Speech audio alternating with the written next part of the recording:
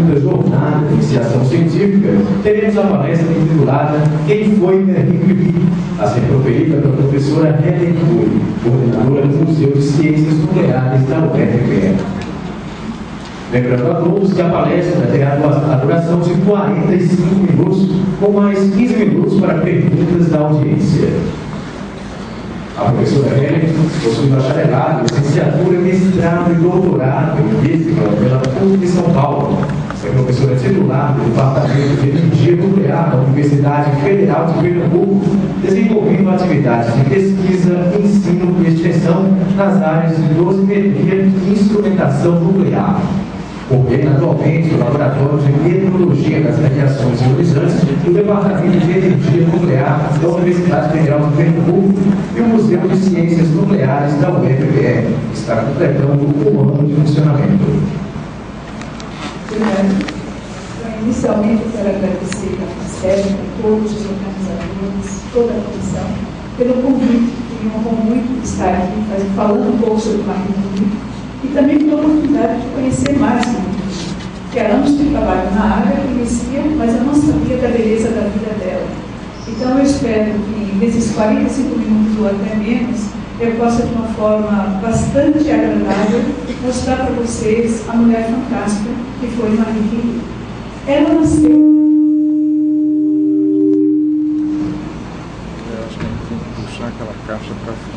Ela nasceu na Varsóvia, na Polônia, em 7 de novembro, num período que a Polônia estava dominada pelos russos.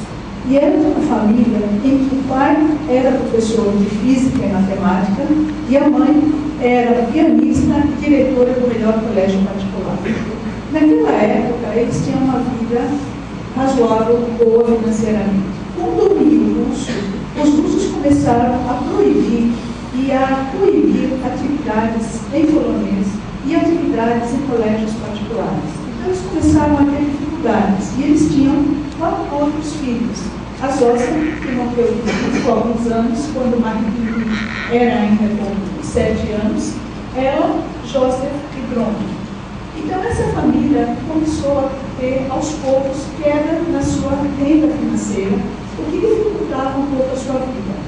Mas nunca perdeu a chance de continuar investindo no ensino dos filhos.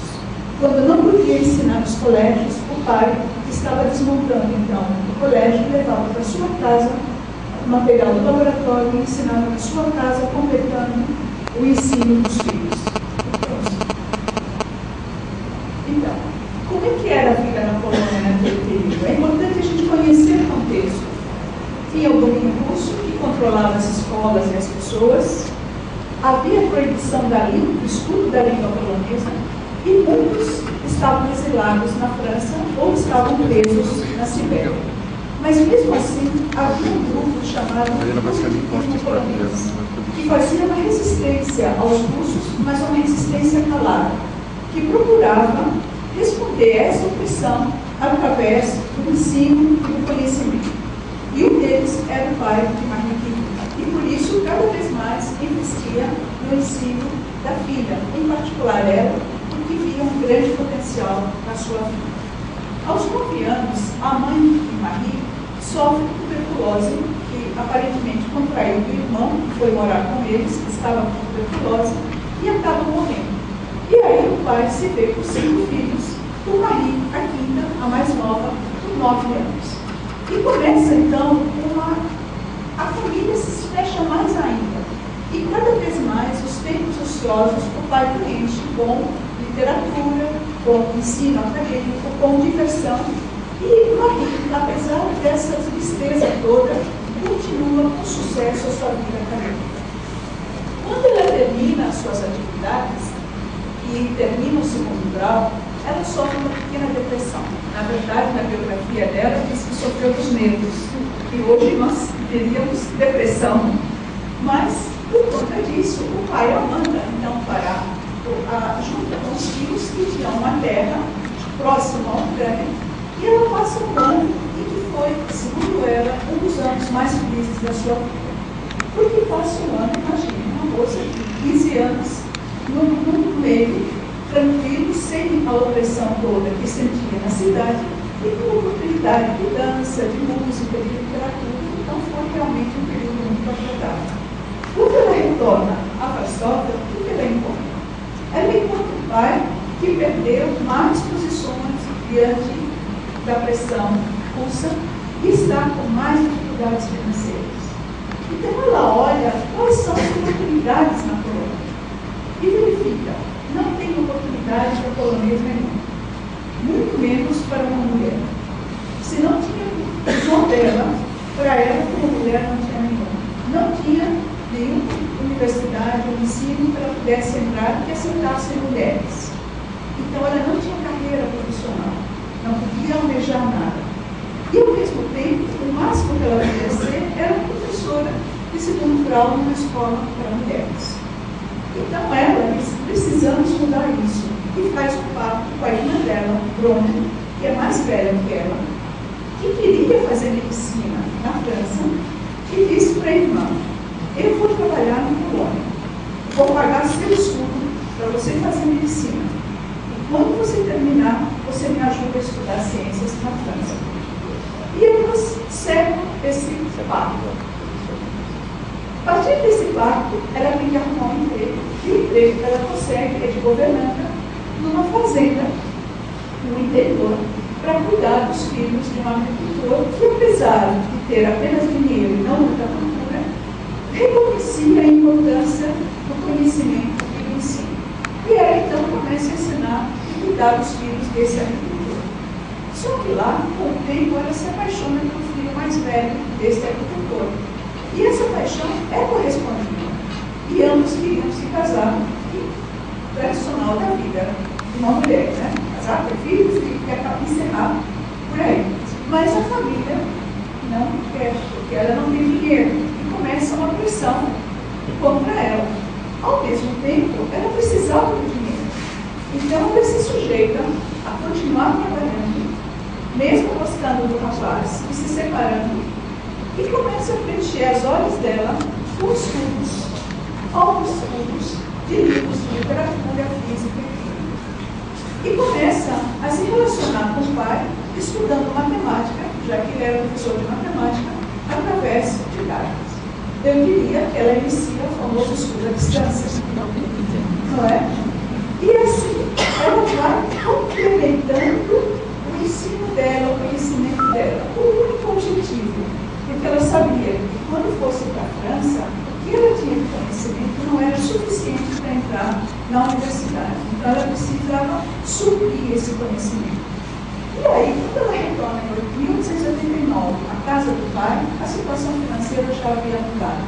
Ele já tinha conseguido um melhor emprego, já tinha recursos e restituiu a ela todo o dinheiro que ela tinha pago para a irmã, para que a irmã ficasse estudando em Paris. Com isso, então, começava a ter recurso que pudesse viabilizar a sua ida a Paris. Mas ela ainda não estava completa. Então, ela começa a fazer parte de estudos secretos em Varsóvia, que chamava-se Universidade Livre. Essa Universidade Livre era um grupo de pessoas, professores ou cientistas, que, como eram poloneses, eram proibidos pelos cursos de ensinarem. Eles faziam estudos que mudavam de lugar.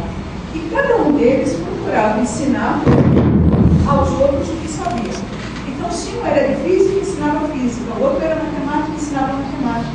Enfim, uma cooperativa de ensino. Pronto.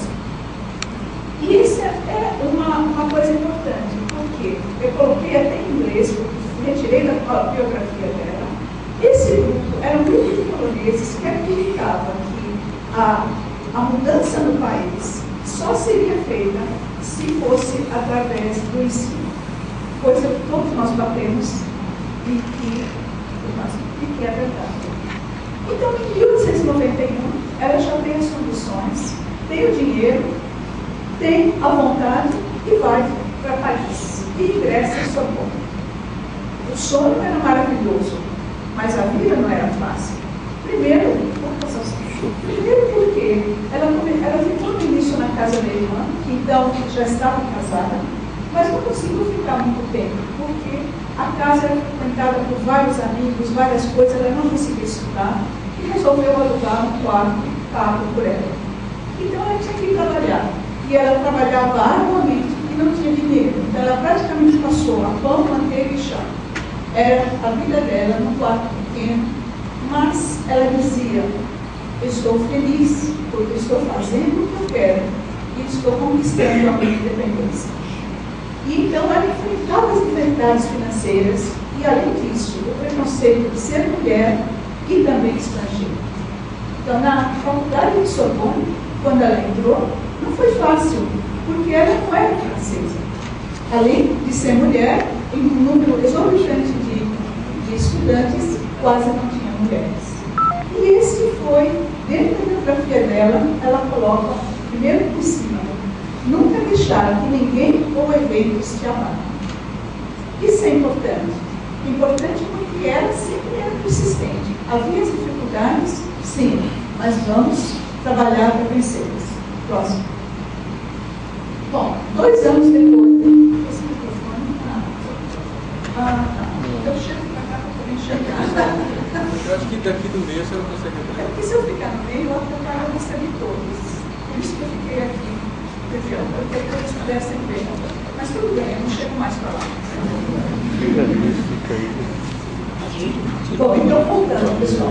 2 anos depois que ela estava na França, ela conseguiu se diplomar com as melhores notas em ciências físicas e 1 ano depois em matemática. Obviamente que ela foi convidada imediatamente pelo professor para continuar trabalhando no seu laboratório, mas ela, na verdade, queria voltar para a Polônia, porque ela achava que já tinha conquistado e agora ela deveria, no seu retorno no país, dar de volta o que ela não tinha conseguido. Só que aí ela conhece Pierre.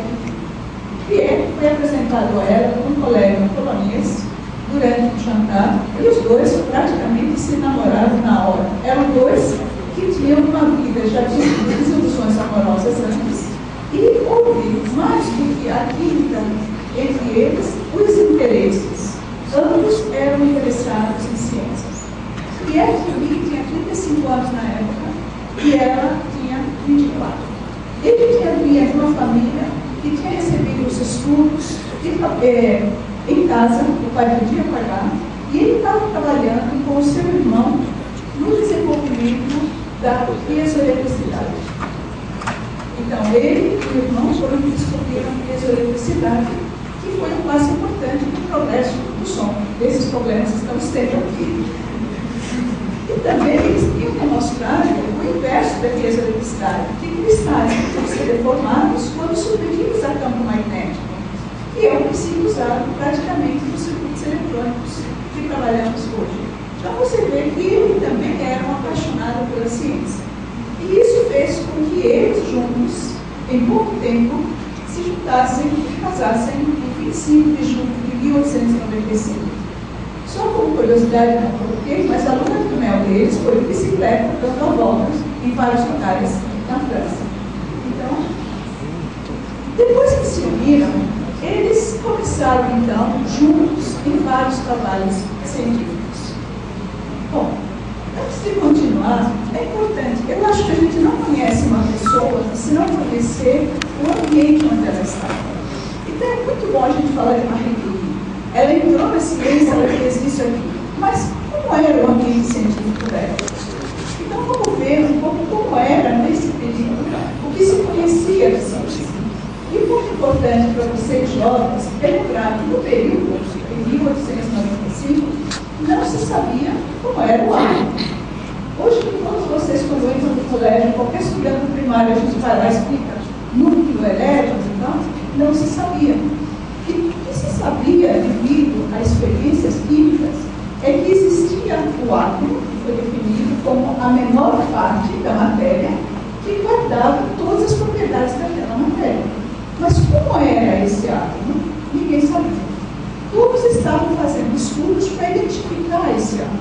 E esses estudos eram em tubos de gases, em que eles aplicavam uma diferença de potencial entre um metal e o outro, cátodo e anodo, e verificavam que à medida que iam retirando a quantidade de gás, ia aparecendo uma luz. E esses raios que saíram, eles chamavam de raios catódicos.